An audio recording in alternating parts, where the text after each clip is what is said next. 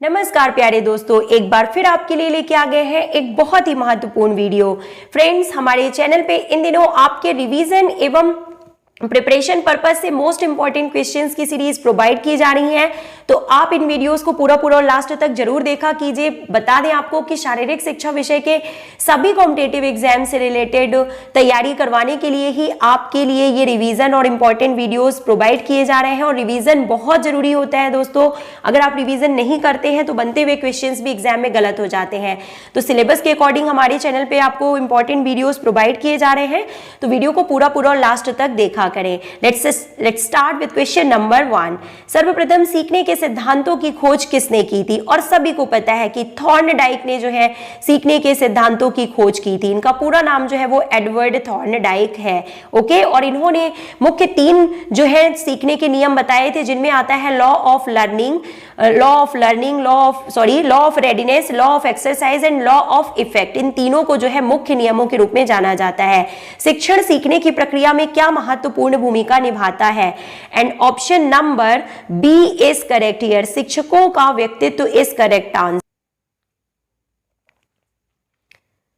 Let's move to next question. सफलता और विफलता गतिविधियों को सीखने में किससे संबंधित है? Option number A is correct here, प्राप्ति की लालसा की ताकत पे डिपेंड करता है कि आप कितने मन से, कितने एफर्ट्स के साथ आप सीखने की कोशिश कर रहे हैं। इस पे आपका सीखना या ना सीखना या सफलता या विफलता जो है डिपेंड करता है। Next question is asking that सर्वप्रथम सीखने के सिद्धांतों की खोज थॉर्नडाइक ने की थी, सभी को पता है। नेक्स्ट इज आस्किंग दैट मनोविज्ञान की कौन सी शाखा सीखने के सिद्धांत के सबसे पास है? And the correct answer is व्यवहारवाद शाखा की बात यहाँ पे की जा रही है। ओके, जो सबसे क्लोजेस्ट जो ब्रांच है मनोविज्ञान की, वो कौन सी है? सीखने के सिद्धांत के क्लोजेस्ट जो है वो है व्यवहारवाद शाखा। नेक्स्ट, पर्यवेक्षण का प्राथमिक ध्यान हमेशा किस पर होना चाहिए? तो सीखने की स्थिति पर होना चाहिए। और क्वेश्चन में पूछा जा रहा है कि जो इवैल्यूएशन करने वाला होता है उसका मुख्य ध्यान जो है वो सीखने की स्थिति पर होना चाहिए।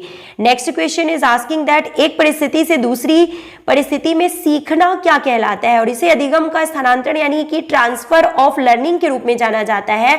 और इससे रिलेटेड एक क्वेश्चन 2021 यूपी टीजीटी और पीजीटी दोनों में पूछा गया था। आपको बता दें कि जो एक परिस्थिति से दूसरी परिस्थिति में सीखना अधिगम के स्थानांतरण के रूप में जाना जाता है, और यह 3 तरह का होता है।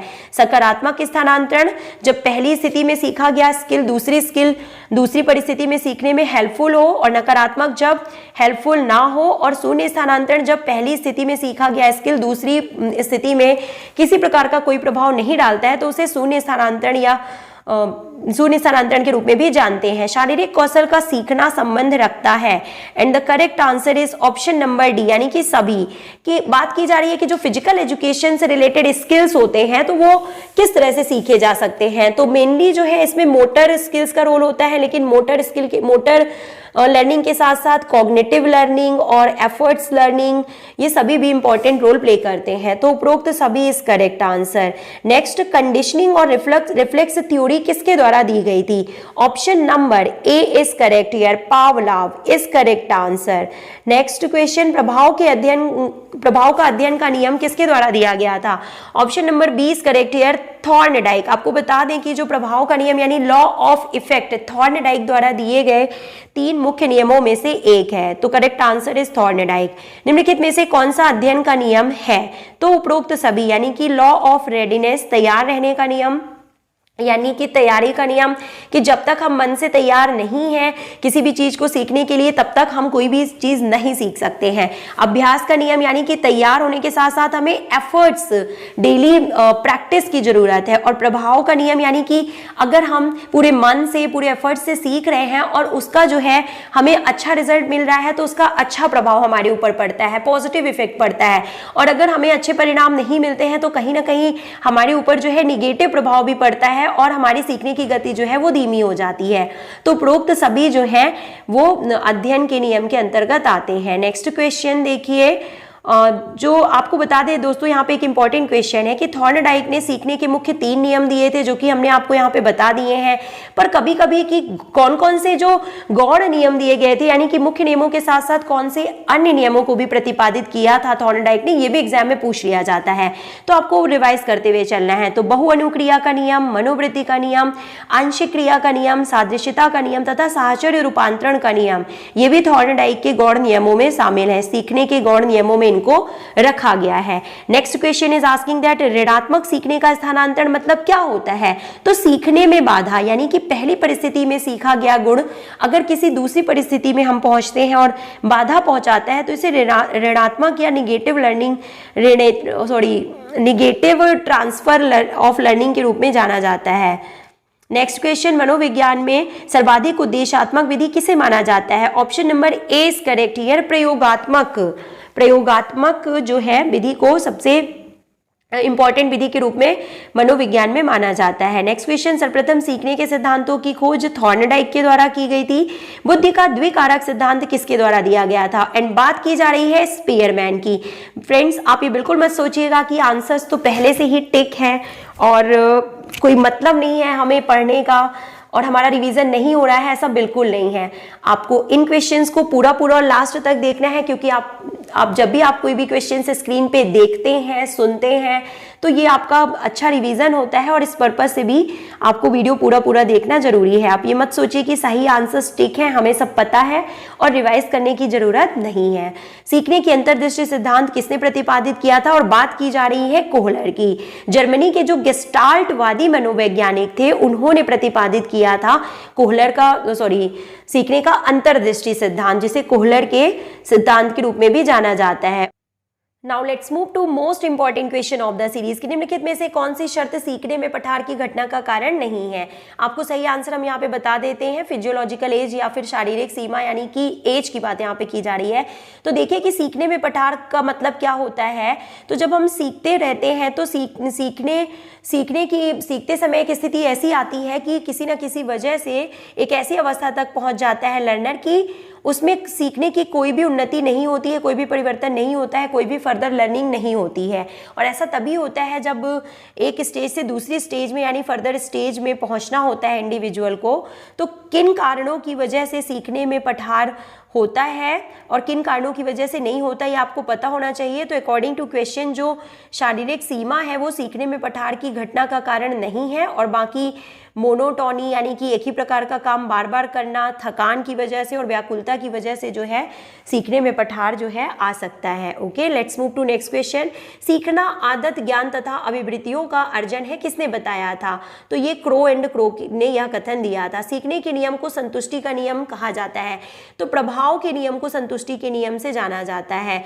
क्यों? क्योंकि आपको बता दें कि प्रभाव का नियम मतलब होता है कि जो हम सीख रहे हैं उसका हमारे ऊपर कैसा प्रभाव पड़ रहा है, हम उससे संतुष्ट है या असंतुष्ट है, इस पे भी ये डिपेंड करता है। सीखने में कार्य करना, कार्य निर्मित करना, कार्यों को ग्रहण करना किसमें सम्मिलित है? And this is included in the entertainment, यानी इसे मनोरंजन में शामिल किया जाता है। शारीरिक संचार गतिविधि कक्षाएं किसके उपयोग द्वारा बेहतर ढंग से संगठित होती हैं? तो आदेश पद्धति यानी कमांड प्रणाली, डिमॉन्स्ट्रेशन पद्धति का प्रयोग किया जाता है। ओके, देखिए फ्रेंड्स, ये सभी RSMSSB यानी कि राजस्थान PTI में पूछे गए मोस्ट इंपॉर्टेंट क्वेश्चंस की सीरीज है, जो कि हम आपके लिए इस वीडियो में लेके आए हैं। तो वीडियो को पूरा देखिएगा। ऐसे ही क्वेश्चन राजस्थान PTI में एज इट इज आपको एग्जामिनेशन हॉल में देखने के लिए जरूर मिलेंगे। शिक्षण कौशल के लिए सबसे आदर्श रचना क्या है? अर्धवृत्ताकार, सेमी सर्कल की बात की जा रही है। पर्यवेक्षण का मुख्य ध्यान केंद्रित होना चाहिए सीखने की स्थिति में सुधार पर।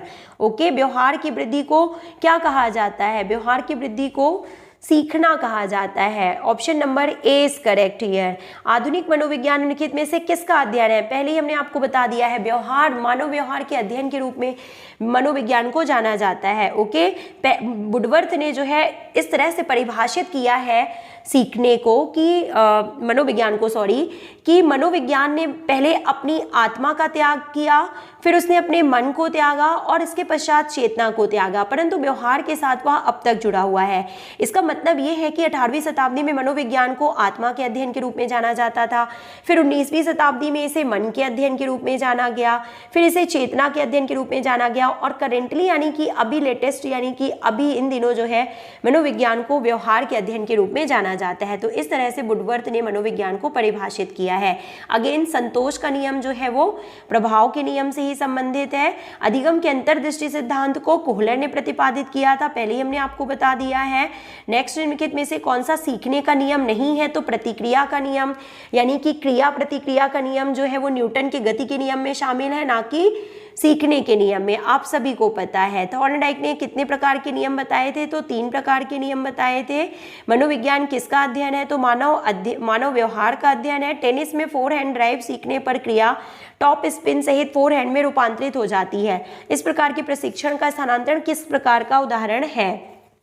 And the correct answer is option number A, यानी कि ये सकारात्मक स्थानांतरण है। आपको पता है कि जब पूर्व में सीखा गया स्किल, एक परिस्थिति में सीखा गया स्किल किसी दूसरी परिस्थिति में किसी अन्य स्किल को सीखने में हेल्पफुल होता है, तो उसे पॉजिटिव ट्रांसफर ऑफ लर्निंग के रूप में जाना जाता है। नेक्स्ट क्वेश्चन, मनश्चालित प्रशिक्षण को कहते हैं, तो क्या कहते हैं? इसे मेंटल प्रैक्टिस के रूप में जाना जाता है। सॉरी फ्रेंड्स, यहाँ पे थोड़ा क्लियर नहीं है क्वेश्चन, थोड़ा सा स्लाइड जो है वो क्लियर नहीं है, तो आप एडजस्ट करते हुए चलिएगा। सीखने वालों के लिए यह जानना आवश्यक है कि वह क्या स्मरण रखें और क्या भुला दें। यह किसने यह कथन दिया है, तो क्रो एंड क्रो के अनुसार यह कथन दिया गया है। सीखना प्रभावित होता है मन से, आत्मा से, वृद्धि से, प्रेरणा से। Sorry, option number D is correct here, that प्रेरणा से जो है प्रभावित होता है सीखना।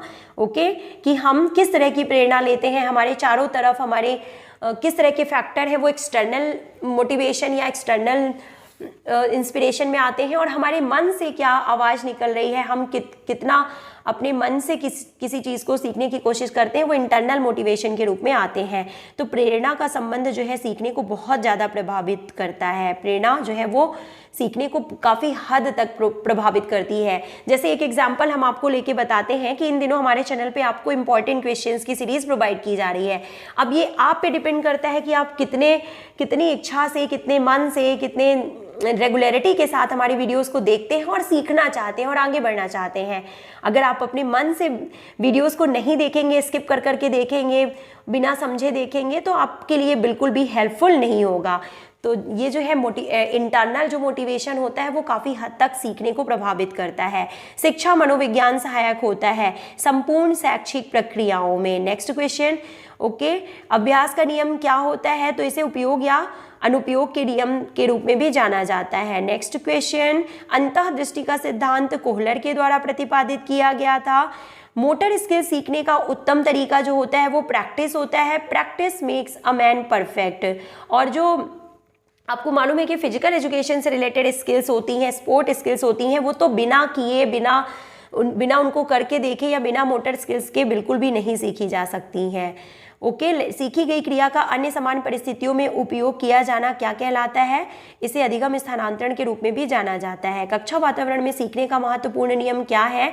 तो हस्तलेखन की बात यहाँ पे की जा रही है। सीखना मुख्य रूप से किस पर निर्भर करता है? तो परिपक्वता पर निर्भर करता है।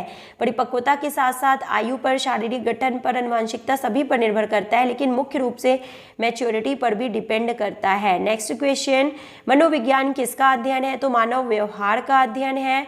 कंडीशनल थ्योरी ऑफ लर्निंग सिद्धांत का आविष्कार किसने किया था? तो ऑप्शन नंबर 20 करेक्ट हियर, पावलाव जो है उन्होंने कंडीशनल रिस्पॉन्स थ्योरी को दिया है, और इसे क्लासिकल कंडीशन थ्योरी या सब्स्टिट्यूशन लर्निंग थ्योरी के रूप में भी जाना जाता है। गहन अध्ययन का घटक निम्न में से कौन सा है? तो पर्यावरणीय मांग इज करेक्ट आंसर। सीखने के जो प्रमुख घटक हैं वो है प्रेरणा, रुचि, ध्यान, बुद्धि, स्वास्थ्य, विषय का स्वरूप, सीखने की विधियां और वातावरण। तो जो पर्यावरणीय मांग है वो एक करेक्ट ऑप्शन है दिए गए ऑप्शन के अनुसार। गहन अध्ययन का थॉर्नडाइक का नियम कौन सा है? प्रभाव का नियम, गहन अध्ययन का नियम। Okay, option number C is correct here. Next, यानी कि गहन अध्ययन, यानी यहाँ पे सिंपली सीखने के नियम के बारे में पूछा जा रहा है कि सीखने का नियम कौन सा है। तो लॉ ऑफ इफेक्ट जो है वो सीखने का एक नियम है। ओके, शारीरिक शिक्षा शिक्षण के किस साधन द्वारा कल्पना शक्ति का विकास होता है? तो option number B is correct here, model. Model यानी कि जो ऑटो विजुअल जो एड्स होते हैं जो कि एक शिक्षक यूज़ करता है बच्चों को सिखाने के लिए, तो उनमें से मॉडल एक तरीका होता है, शारीरिक शिक्षा के शिक्षण का एक माध्यम होता है। Okay, let's move to next question. अभ्यास के नियम का आविष्कार किसने किया था? थॉर्नडाइक ने किया था। किसी खेल में सीखा गया कौशल अन्य खेल को सीखने में सहायक होता है तो उसे सहायक स्थानांतरण या प्रशिक्षण स्थानांतरण के रूप में जाना जाता है। नेक्स्ट क्वेश्चन, सीखना प्रभावित होता है तो प्रेरणा से, पहले हमने आपको बता दिया है। पुरस्कार एवं दंड सीखने के किस नियम को दर्शाता है? तो ये अगेन प्रभाव के नियम को दर्शाता है, पहले ही हमने आपको बता दिया है। कक्षा 2 के बच्चों को पीटी सिखाना मतलब कि अनुकरण विधि, वो छोटे छोटे से प्यारे से बच्चे होते हैं, जैसा शिक्षक सिखाता है वैसा वो बिल्कुल फॉलो करते हैं पूरे मन से और सीखने की कोशिश करते हैं अपने पूरे एफर्ट्स के साथ। तो एक जो शारीरिक शिक्षक होता है उसे स्पोर्ट्स साइकोलॉजी का नॉलेज इसलिए भी होना ज़रूरी है दोस्तों, आपको बता दें कि किस तरह के स्किल का प्रयोग हमें कहाँ पे करना है, किस एज ग्रुप के साथ, किस तरह के बच्चे के साथ हमें कौन सी स्किल, कौन सी टेक्निक से हमें सिखाना है, इन सभी का ज्ञान हमें शिक्षा मनोविज्ञान या स्पोर्ट्स साइकोलॉजी से ही होता है। तो इम्पॉर्टेंट क्वेश्चन है, इसलिए आप पूरा जरूर देखिएगा, इम्पॉर्टेंट वीडियो है। सीखने के अंतर्दृष्टि सिद्धांत के प्रतिपादक कोहलर ने अपना प्रयोग किस जानवर पर किया था? तो बंदर एवं चिंपैंजी पे किया था। और थॉर्नडाइक ने किस पे किया था? तो बिल्ली पे किया था। और इसके अलावा भी आपको ये पता होना चाहिए कि अन्य जो साइंटिस्ट हैं उन्होंने किस पे अपना प्रयोग किया था। ओके, और पावलाव ने कुत्ते पे किया था, ये भी आपको पता होना चाहिए। प्रयास एवं त्रुटि का सिद्धांत मतलब थॉर्नडाइक ने दिया था। सीखने वालों के लिए यह जानना आवश्यक है कि वह क्या स्मरण रखें और क्या भुला दें। तो क्रो एंड क्रो का मतलब होता है क्या सीखें, क्या स्मरण रखें, और दूसरे क्रो का मतलब है क्या भुला दें। ये एक ट्रिक है जो मैंने याद कर रखा है। शिक्षा मनोविज्ञान सहायक होता है संपूर्ण शैक्षिक प्रक्रिया में। सीखी गई क्रिया का अन्य समान परिस्थितियों में उपयोग किया जाना, ट्रांसफर ऑफ लर्निंग। कक्षा वातावरण में सीखने का महत्वपूर्ण नियम जो है वो हस्तलेखन। रिपीटेड क्वेश्चंस हैं, देखिए। तो लास्ट क्वेश्चन हम आपको बता देते हैं, देखिए। स्किनर के द्वारा सीखने से संबंधित दी गई परिभाषा क्या है? तो सीखना व्यवहार में उत्तरोत्तर सामंजस्य की प्रक्रिया है, ये करेक्ट आंसर है। और एक होमवर्क क्वेश्चन हम आपको यहाँ पे दे देते हैं, देखिए कि सीखने के स्थानांतरण का सिद्धांत कौन सा है? तो इस क्वेश्चन का आंसर आपको हमें कमेंट बॉक्स में लिख के बताना है। मिलते हैं आपसे नेक्स्ट वीडियो में। Till then take care.